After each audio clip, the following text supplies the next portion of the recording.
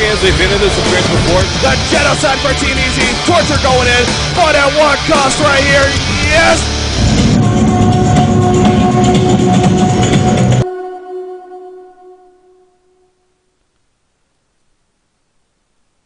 Alright, welcome to the honcast.com presentation on Breaking CP Kid. Gonna be shoutcasting host, and joining me as you are here as my co-caster. And this is the DreamHoN Oceanic Region Grand Finals! That is right, we are in the Grand Final stage, and we are actually now in game number 2 here of this, what is technically a best out of 5. Of course, Frenetic Array, they started up 1-0 coming from the winner's bracket, and that first game, they were able to take out 1 day. So now 2-0, 1 win away from sweeping this series and earning their trip to DreamHack Summer 2012, representing the Oceanic region, and a chance to compete for that $60,000 prize pool, as well as a chance at revenge, like we talked about earlier from the DreamHack Winter event, where they finished up as a runner-up to, of course, Fnatic MSI. So much is on the line for both these teams, but you know Frenetic Array, they can taste it.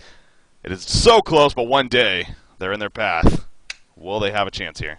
Yeah, 1 day is definitely in the way to Fray's victory here, or to, I guess, Fray's road to DreamHack, one could say. Fray, though, I mean, they have been on fire this entire tournament. That last game, fairly convincing in favor of Frenetic Array. Not a steamroll by any means, but Fray definitely looking powerful. As you mentioned, that last cast, Breaky, Fray is here to win it. They are not messing around. They want that trip to Sweden. Yeah. A big deal for this Australian region because that is a long, expensive travel experience. So, you know, you could argue that for the Oceanic region, this prize means just a little bit more. Yeah. It's that much more difficult for them to travel out there. So, pretty tense here as we move into game number 2, what could be called game number 3 here in this best of 5. It's so true. I mean, again, this is the international experience event. This truly, it's the definition of that. Obviously, not only do we have the Oceanic, the North American, and the European regions, but they're going to be joined by the Southeast Asian, the Korean, and the CIS, aka Russian region, and then the BYLC winner, as well as Fnatic Raycall for being the runner or the returning DreamHack champion. So it'll be 8 teams in total, of course, at that eventual main event. 6 of them from different regions.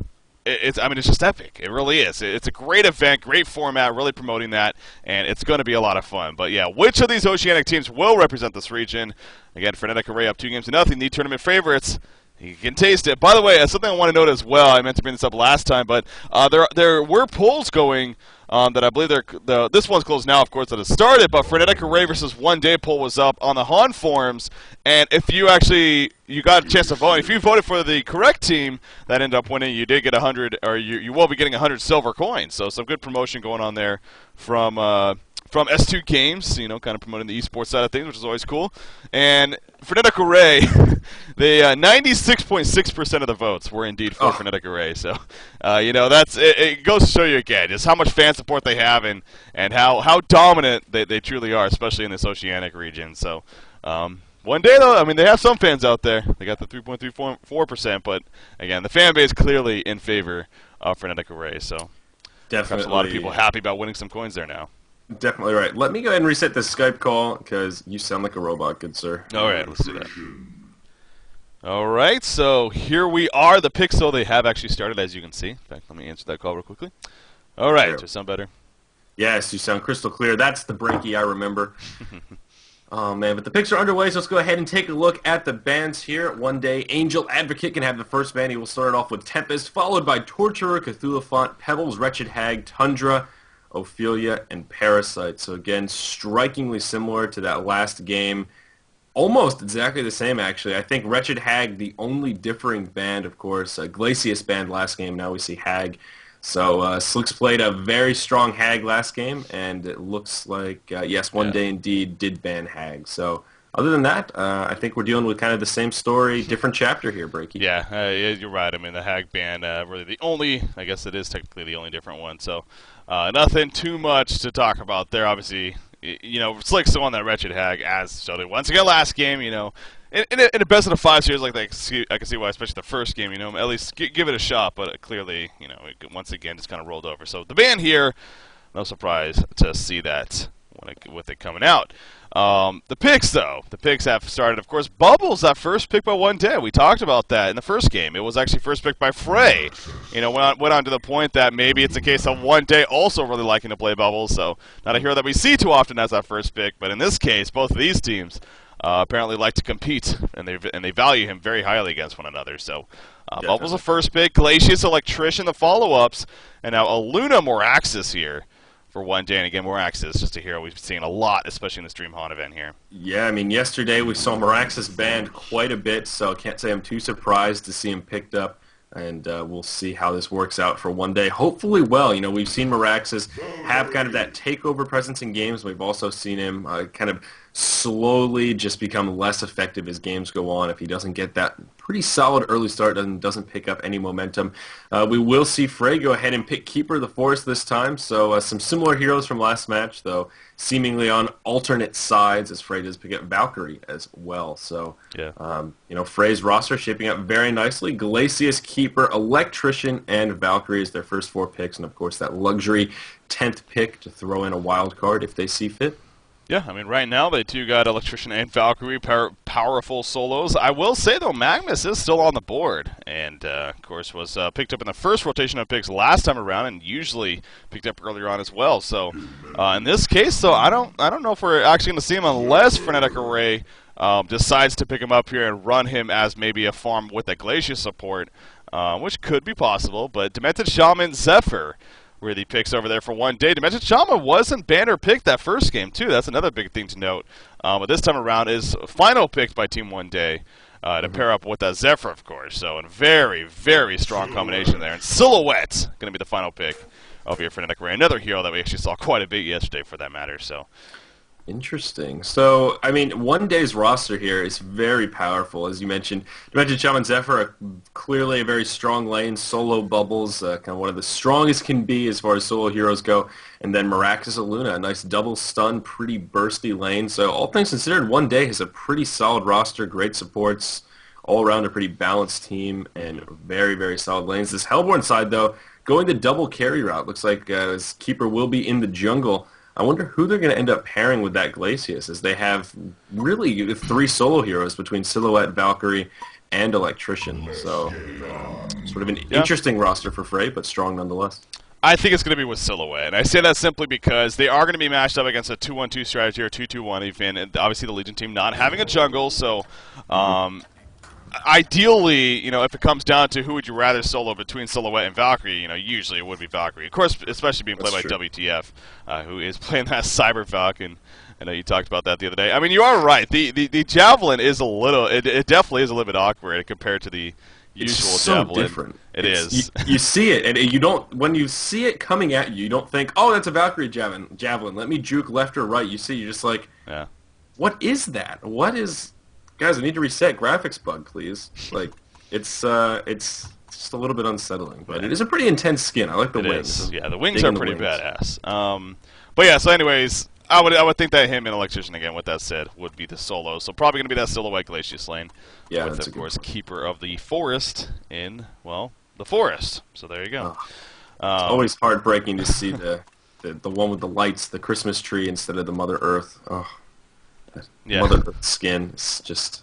Christmas tree is awesome. Christmas tree I think that's one of the first alternate skins, actually, in the game. Really? The Christmas tree? I believe so. I know Clown Devourer, Malakin with a Santa hat, I believe. Keeper of the Forest with the Christmas lights. So yeah, pretty basic stuff, more of a holiday themed even, but still pretty funny. But yeah, I think that was one of the first ones in the game, if I'm not mistaken. So didn't realize it was so vintage. Yeah, old school here. Wow. So Batalaba busting on the old school. All right, looks like we are coming out of the pause, though. But yeah, so, and I was actually told by, I saw people talking about in chat earlier, actually, that One Day, apparently they do have some strong history liking to pick up Zephyr and running with him. So, Zephyr seems to be kind of one of those niche heroes for certain teams. Obviously, another team that comes to mind, something like Team It's Gosu. So, with Relo, of course. But Zephyr. Wait, what? Wait, no, Relo that on makes Team sense. It's No, Gosu? yeah, no. I'm making it up. I'm in Chessie. Demented Shaman, though, going to be paired up with Zephyr here at this top side. So, again, very powerful combination. You get that gust in on a creep wave especially, and lining up with a healing wave, and it can be deadly, deadly things happening. So, yeah. Interestingly enough, though, it looks like they may go up against the dual lane here for the Hellborn side. The Glacius Silhouette lane, as you properly called, looks like they'll be the two to tango against Demented Shaman and Zephyr, which is sort of interesting. I can't imagine that's what One Day was hoping for, as far as getting Zephyr maximizing Zephyr's farm. So we'll see how that works out. Of course, against a double range, then Keeper of the Forest right there to support. Could be a little bit difficult for Zephyr to start things off. But then again, that's sort of a double-edged sword with Glacius there. As you mentioned, that Gust Heal combo is deadly as well, so they could end up just picking on Glacius. So kind of interesting, these lane combos about which side is going to come out ahead. yeah. So we'll see. Other than that, things look fairly straightforward. Meraxis Aluna in the mid going to be facing off against Solo Electrician in the hands of Leon Black. Then down in the bottom, it will be that solo Valkyrie facing off against a solo Bubbles. So this top lane going to be very important as we see a lot of harassment coming on to Demented Shaman to start things off. And, well, actually might be forced to use that potion already. Yeah, probably. I mean, probably we'll just use the tangos first, but yeah, that's still. I mean, well, okay, never mind. There you go. He's gonna use a health potion there, as gonna go back up to full life now. So, but yeah, that in a sense is big, as minor as it is. I mean, he already had to use a health potion basically at the sound of the horn. So we'll have a little bit less regen now, of course. As a result of that. So that was a very good harassment coming out from Silhouette Glacier, still obviously taking advantage of the high ground that they were on and the vision that they had as a result to really go at them. So the middle lane, though, Aluna Moraxis going up against that solo Electrician. Yeah, Electrician, as you can see here, he's kind of just like, well, all right, I'm just going to chill on my ledge, and I mean, the second he steps up, Aluna beating him with auto attack. So yeah, that's clear advantage for the Legion team there, as expected. And that leaves the Valkyrie versus Bubbles at the bottom lane. But yeah, Leon Black here in the middle, not necessarily going to have the most fun time. Roasted Mango, on the other hand, on Moraxis, he's loving life right now, I'm sure. Yeah, definitely right. I mean, this is sort of a classic case, kind of similar to what we saw in the last game, at least a little bit, with Bubbles versus Magnus, where the one hero is just sort of stuck back and really can't do anything. I mean, we see Angel Advocate playing Aluna absolutely correct right here, keeping Leon Black totally pushed out of the lane. Because it is the mid lane, unfortunately for this Legion side, Leon Black's still able to pick up some experience as creeps go down, but his farm will be negligible to kick things off, which is really a great sign. The flip side, of course, Roasted Mango on that Mirax is picking up a nice bit of early farm already at above 300 GPM.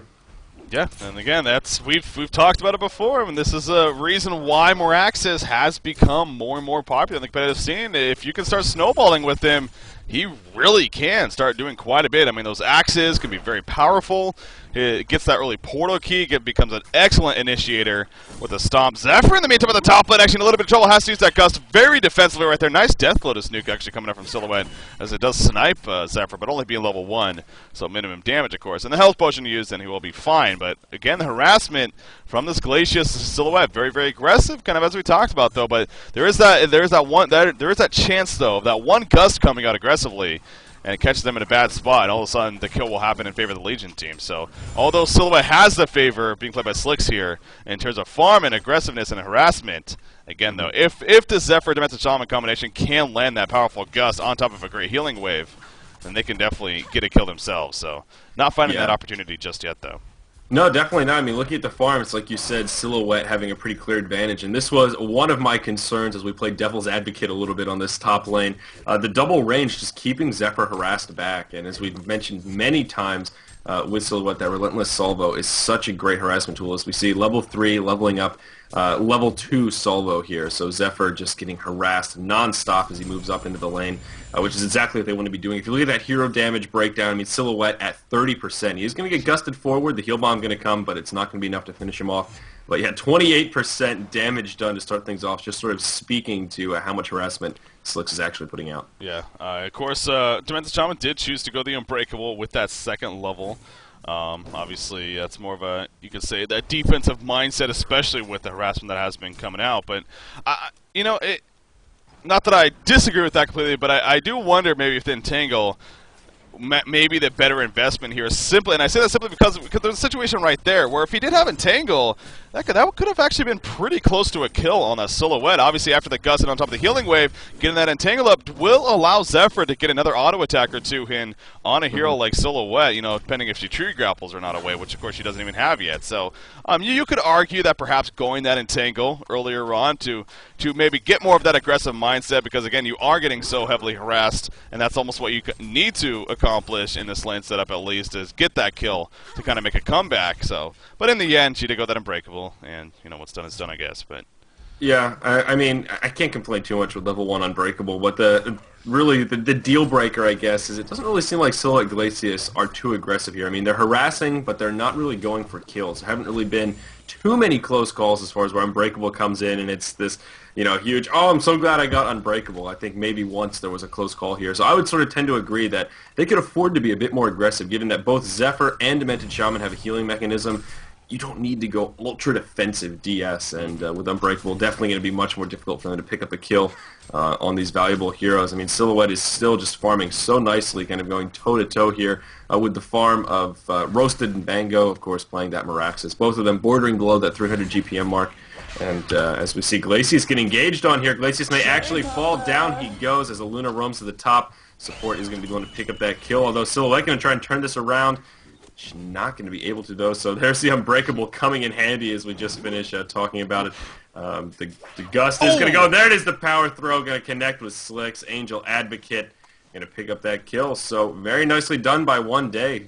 Totally changing the momentum. Yeah, I mean, that's another way to do it. Get support from your Luna, roam to the top, and sure enough, I was going to say that was great timing on Silhouette's part for purchasing those Ghost Marchers, because that's the biggest reason why she initially survived right there, being able to phase through the heroes. But in the end, great offensive gust coming out from Piece of Sago on that Zephyr, and obviously set up with the power throw to finish off the Silhouette. So excellent execution coming out from One Day here, and just like last game, they do have an earlier lead now, 6 minutes into this game, up 2-0. So looking pretty confident here for our Legion team, and Aluna now roaming all the way to the bottom lane. Unfortunately for Angel Advocate, though, she will be spotted by an imp, and Valkyrie definitely knows that she is there. So speaking of being spotted, though, Electrician coming in with an Invis rune. He's not going to be spotted. Jumps on Aluna, the 2-second arrow on top of that, and that's an easy-peasy kill as Leon Black uses the energy absorption to get the kill himself onto Aluna right there. So obviously Leon Black having trouble in that middle lane. What better way to make up for that than roaming to another lane and helping to set up a kill, if not even get the kill in the first place. Zephyr, in the meantime, though, here at the top side, the Unbreakable, though, keeps him alive. The level 2 Unbreakable on top of that. So Demented Shaman, the Unbreakable proved to be the correct choice in that case, but no, the Tundra Blast. What a dive from Enzane right there. Just gets in range and finishes him off with that level 1 Tundra Blast coming out. Yeah, very well played by Glacius. Like you said, Unbreakable, we were perhaps a little bit too negative on that Unbreakable. Now, twice in a row, it has really come in handy. So, I mean, generally speaking, I am a fan of the Unbreakable, so definitely glad to see it. As you see in the bottom lane, Bubble's going to get taken out again by that Valkyrie Electrician combo. This time, WTF going to be the one to pick up that last hit. So that will boost his farm a bit more. Fray in pretty good shape here, picking up a nice early lead for themselves, only 7.5 minutes in. Valkyrie sitting level 7, so down in this bottom lane having a pretty good time, really leading the way in XP per minute here in this match. Yeah, 431 experience per minute. Yep. I was actually looking at the GPM chart. I saw more axes up there, but you're right. XPM definitely in favor of Valkyrie by quite a bit. More axes, though, again, 313 gold per minute. So off to that great start. Obviously, Little Red Booties. 1,900 gold. Okay, he just bought a live tube right there. And here comes the Beast Heart shortly after. So there we go. The Helm of the Black Legion has been finished now. On more axes on the 8-minute helm. Not too shabby. For him, indeed. So it gives him that good early regen. That helps him tank a little bit more. But now, obviously, you know, we'll see if he looks to invest into perhaps that portal key here in the near future. But you also, you know, there are things like a Ring of Sorcery can definitely be considered pretty powerful. And Silhouette at the top lane, a lot of trouble. Again, Demented Shaman comes in from behind, and the good gust from Zephyr coming out just helps set up the kill onto him right there. Support right there, playing that Demented Shaman, actually getting credit for the kill right there as chasing Glacius, but good job with the Nature's Veil, and will keep him alive. But Silhouette, that's a second death for him now. So Slick's having some trouble at the top lane in that sense. Yep, all about the kelp field to set up that kill. Got to give a lot of credit to KVX on Bubbles to roam up there. Tree grapple from Slicks, almost enough, but with kelp field, dropped the stun and really made that kill happen. So really well played by Bubbles to come up, recognizing that that kill field particularly useful to try and shut down a hero with such a great getaway mechanism. So like you said, though, Slick's starting to struggle a little bit. 0-2-1, GPM dipping down a little bit now, well below 300. Definitely a sign of life here for one day, being able to shut down Slick's. But you know, as we mentioned, well, maybe not quite in this game, but in the past, with 2 ranged agility carries here, it only takes one of them to get out of control to carry this game. So with both Valkyrie and Silhouette doing relatively well, it does make me a little bit nervous. Yeah, you're right. But again, that's what one day needs to be doing, and you know they are accomplishing in the sense of at least getting Silhouette killed a couple times and slowing it down as much as possible for the situation that is at hand. Moraxis has moved down to the bottom lane and is going to start picking up farm in here. Kind of an adjustment to allow Bubbles to get the farm in the middle lane, again being played by KVX here in the meantime. So a good adjustment here from one day. Want to help Bubbles get back up. Moraxis is going to get jumped. Obviously, he's a little bit different than Bubbles in the sense, a lot more beefier. So by no means a kill coming out. Aluna does take a little bit of damage, but she will also be fine. So yeah, Moraxis doesn't necessarily need to be too worried here, but also, you know, doesn't want to get too cocky at the same time. So hugging that tower as both this double damage Valkyrie now and Electrician are going to start pressuring it quite a bit. So will the Legion team respond to this? We'll see if some possible ports do come in. Dimension Shaman has a homecoming stone, but he is the only one with one. Zephyr does not, so there's going to be a lot of tower damage at the bottom tower. Yeah, we see it dropping pretty quick here. Seeing Boasted Mango is going to pop out, and looks like he's going to stand strong in front of his tower. But I mean, talk about a beefy presence. Moraxis with that early Helm of the Black Legion and the ultimate. I mean, he is just, it's incredible how much damage he can absorb just this early on. Again, speaking to the reason why Moraxis is becoming an increasingly popular hero. A Valkyrie arrow, 5 seconds going to connect to the Luna. Valkyrie going to leap in and pick up a pretty easy kill. So a nice arrow from WTF, just going to run straight through the tower and make his getaway here. Roasted Mango will use that ultimate. Valkyrie could be in a little bit of trouble here. That axe is actually going to miss, which is very unfortunate. No leap for another 25 seconds or so. And the ultimate actually doesn't do any damage either. We do see Leon Black and then Invisrune coming in. They're going to try to turn this around onto Moraxis. Are they going to have the damage to finish him off? There's the arrow for the kill. 2-second stun to turn WTF into a serial. I was actually watching the top. I was a little bit confused because I was watching the top lane that whole time while you were commenting down there, because there was a lot of action up top here as well, and they were able to get a kill on a Glacius, and Silhouette dropped a little bit herself, so some pressure being applied up there. But yeah, the Moraxis, or excuse me, Electrician Valkyrie combination able to clean up on Moraxis and Aluna, and also get the tower kill. So I definitely think the Hellborn team coming out on top quite a bit right there. This top tower being pushed, but again, the middle tower also going down as Keeper the Forest starts his aggressive push play and comes in here with Electrician. Electrician goes in. Luna stuck around a little bit too long right there. The Tree Dogs come out. Look at the block, but a nice deja vu. But no, the root to keep her in play. She tries to trick them a little bit right there with the port, but it just wasn't going to work. So great aggressive play from Fray. And you do see the top tower even getting denied in Fray's favor. So right now, Frenetic Array, just the last minute alone, I mean, the momentum just increased big time for their favor.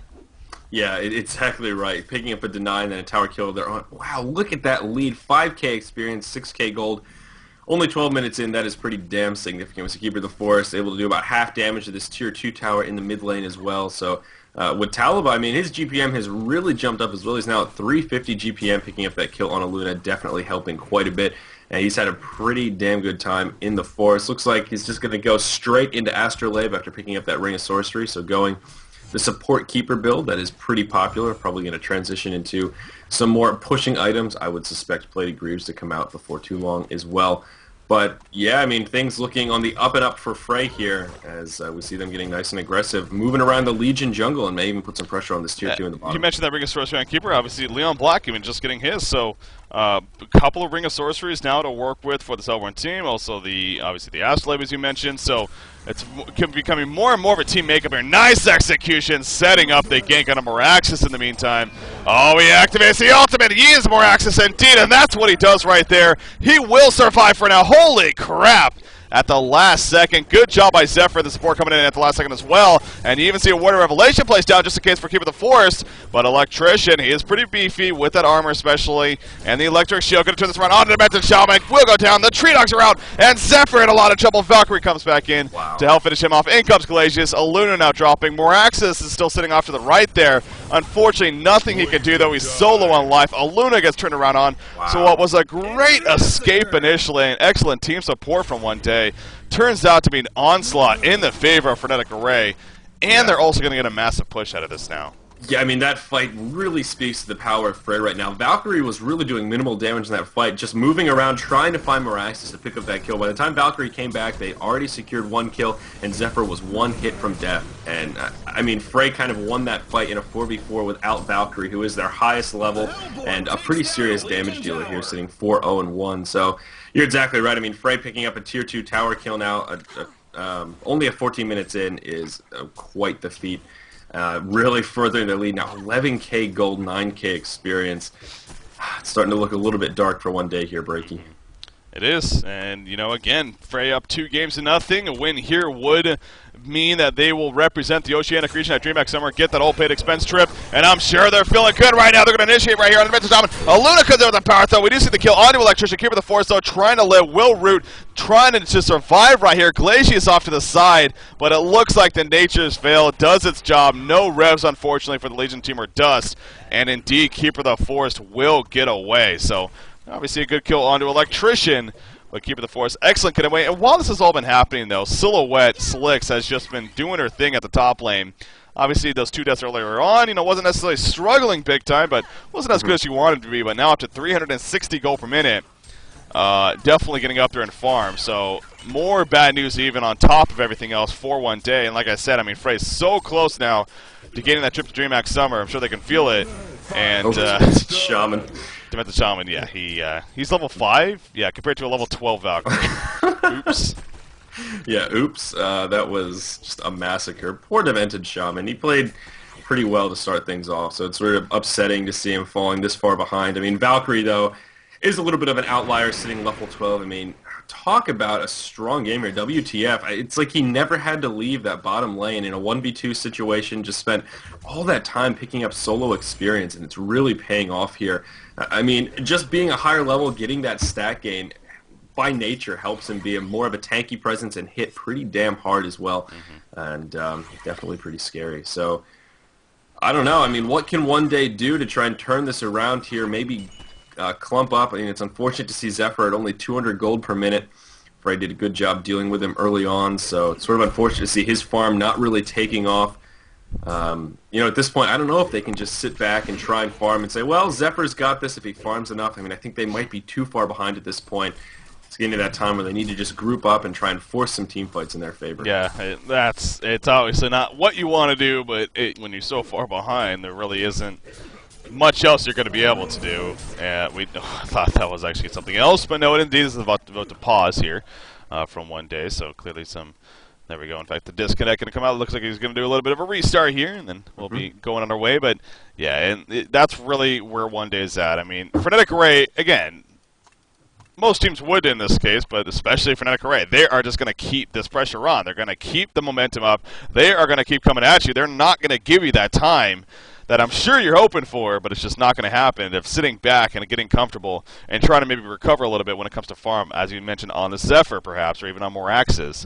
When it comes down to it. But Elder Parasite, by the way, and Keeper, I apologize if you mentioned that, but that's awesome seeing. So well, yeah, so I was totally wrong. Like, yeah, and typical support build, Ring of Sorcery, Astrolabe, and then I think that is more of a case of we're in a good spot here. Let's go ahead and have maybe a little bit of fun.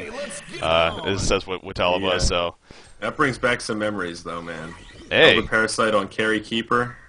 Yeah, it's deadly if you do it. If you can get it in the right circumstances, and this is definitely one of those. I mean, especially with the third ability, the Entmoot. It's called Entmoot, really. I've never even noticed that. Entmoot.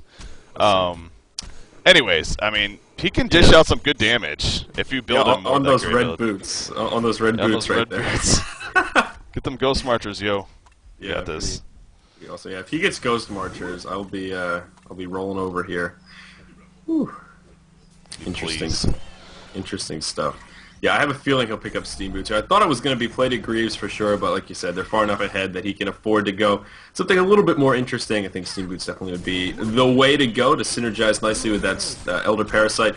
But we will see this tier 2 in the mid take some pretty serious pressure. Of course, the tree babies absorbing all that damage. Zephyr going to go ahead and engage here with that ultimate. Keeper of the Forest will get that root off, but he is in a bit of a rocky position, going to get gusted back straight in the ultimate. He is going to be the first to fall in this fight, but now Zephyr in big trouble. He is on the run. There's a grip from Electrician, though. Leon Black now going to be in a little bit of trouble. Bubble's going to drop that Song of the Sea, and oh no, Miraxis, the one to be taken out. A nice defensive gust is going to be enough to finish off Electrician. So actually a 2-for-1 exchange in favor of this Legion side, though. Hold that thought as Demented Shaman is just about to fall, though he stays alive. Valkyrie going to leap into the base. The call of Valkyrie will be enough to secure the kill. So nice man up from WTF, and he is going to be able to make an easy getaway. So a 2-for-2 exchange when it's all said and done.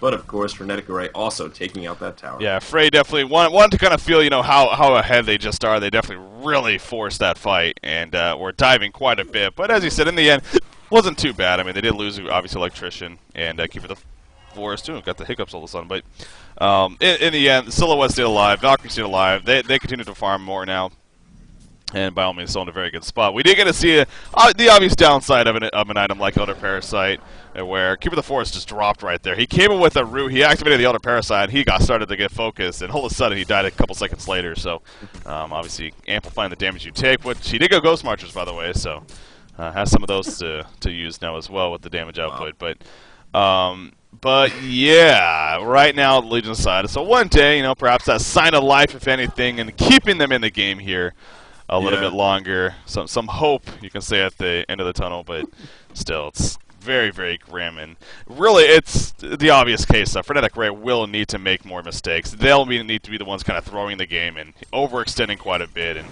maybe right here, Valkyrie staying in a little bit too long could be the start to that, as she's going to prison, though. And unless they have a rev here, or dust of some kind, they're going to try. It's going to be close, actually, to have another gust coming up. It is up. Here we go. There's the gust. There's the auto attack.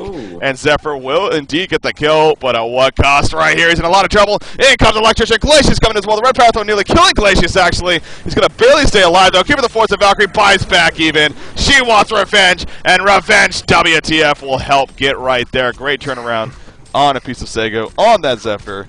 So, ends up being a 1-for-1, I guess. Yeah, an interesting buy ref from WTF. Obviously, a little frustrated there, thinking he was going to be able to get away. All things considered, a pretty good man up there from Zephyr to secure that kill. Probably was not expecting the buyback, though, of all things, when it's all said and done. Other interesting item choices here. Silhouette going for a Whispering Helm early on. So it did finish up that Nullstone, but a Whispering Helm, kind of an interesting choice. Not an item we see on Silhouette too often. Yeah, that's definitely, it is different. You could say, but if against a hero like Miraxis and Zephyr, who are constantly in your face, rather than trying to kite them and run away, you can just get a Whispering Helm and stand your ground even. So I wonder if maybe that's a little bit of the logic there, or maybe there's simply a case him just wanting to try something different even because, as we talked about with Keeper, because of the circumstance that they're in. But they're going to kill Kongor in the meantime. Nothing that the Legion team could do about it, even if they saw most more than likely, which I don't even think they do, but. They're going to see that message pop up here, and then they're like, well, crap, that sucks. Valkyrie will pick up. No, Valkyrie did not pick. Who picked it up? Electrician picks it up.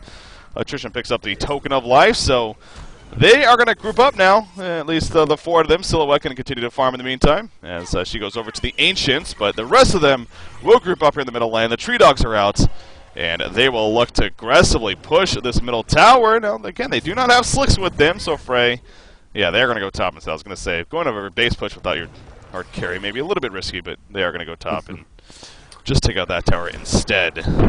Yep, with Talaba here, just going to man up on the tower with that Elder Parasite, of course, has that nice lifesteal attack modifier, so just going to calmly tank the tower, let the tree babies do some damage. I'm still giggling at this build, the Ghost Marchers, Elder Parasite. It's just, it's a rare treat, and I'm reveling all the glory.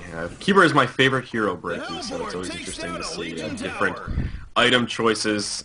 Ghost Marchers just make me giggle, because last time I played Keeper and picked them up, Z-Freak yelled at me and said that's the stupidest item choice you could possibly make on Keeper. So it just makes... That's what's engraved in my memory from the mighty Z-Freak, so it just makes me chuckle to see what Talaba pick him up. Talaba disagrees! Yeah, Talaba mans up and goes for the Ghost Marchers. Ghost Marchers, Elder Parasite combination, works well. Yeah, they're going to make this aggressive push now here in the middle lane.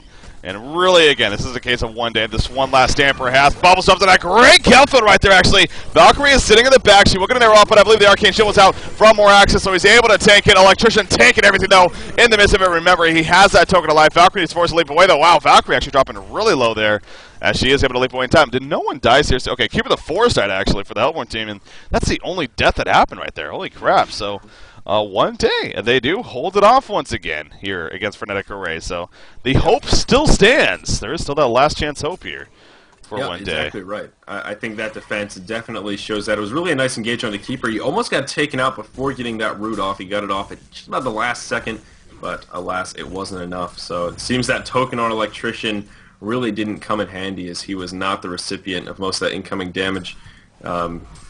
But we'll see. It looks like WTF does have a Warhammer, so I'm going to guess that's going to turn into a Shield Breaker, though certainly could be a Shrunken Head as well.